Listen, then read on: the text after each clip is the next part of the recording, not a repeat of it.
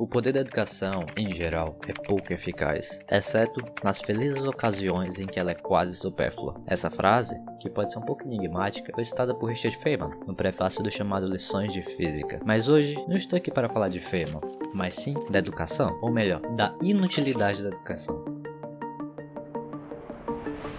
Dentro das escolas brasileiras, existe uma preocupação muito grande com aquilo que consideramos útil. Perguntas como vai cair na prova? Ou onde é que eu vou usar isso na minha vida? Nos mostram isso muito bem. Claro que esse tipo de questionamento é importante. Não estou dizendo que não devemos ter dúvidas sobre o que nos ensinam, mas esse não é o ponto que eu quero chegar. Das dezenas, talvez centenas de provas que você fez durante toda a sua vida, de quais você realmente se lembra com clareza dos conteúdos estudados. É comum haver uma preocupação se tal assunto cair na prova. Mas qual é o real papel da prova? Bom, o que acontece é que a maioria das pessoas esquece de se perguntar disso, foca apenas em estudar para a prova, e não em simplesmente aprender, o que no final se mostra uma grande perda de tempo, pois uma vez feita a prova, são raras aquelas pessoas que realmente lembram do conteúdo que estudaram. Aí eu te pergunto, quais os conteúdos que você mais se lembra, que ainda tem na ponta da língua? Muito provavelmente foram aqueles que você se interessou genuinamente e estudou sem nenhum propósito, apenas por curiosidade e por vontade de aprender. E claro, isso não se restringe àquele tipo de conteúdo que vemos comumente na escola, mas sim a praticamente tudo, como por exemplo, fatos e curiosidades acerca de um universo ficcional que você adora.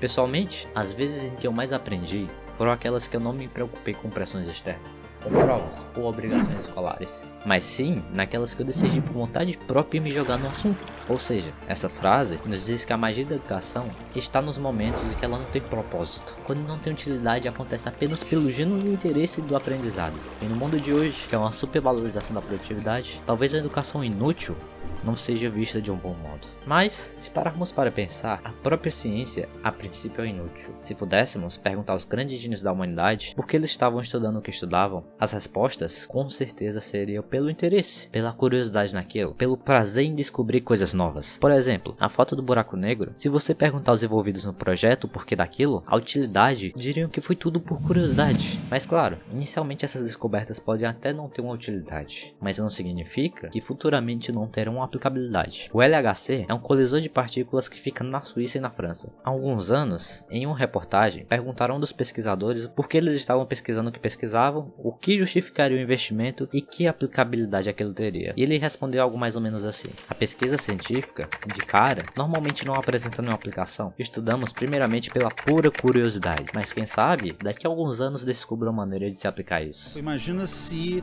o pessoal que estava estudando no começo, né, em 1900 e pouco, que começou a estudar os elétrons e tudo mais, começasse a parar para se perguntar para que isso serve, eu acho que isso não serve para nada e tal, e de repente o cara não ia fazer nada com aquilo. E olha a revolução que nós temos, né? O microfone, câmera, tudo isso que a gente tem aqui, que é tudo baseado na energia elétrica, tudo baseado no elétron, na partícula fundamental elétrica. Então a pesquisa de base, como a gente chama, pesquisa de, básica que a gente faz aqui no CERN, ela é obviamente uma pesquisa que por vezes, na posição quando você fala de coisas tipo bóson de Higgs e tudo mais, que parecem um tanto quanto esotéricas, né?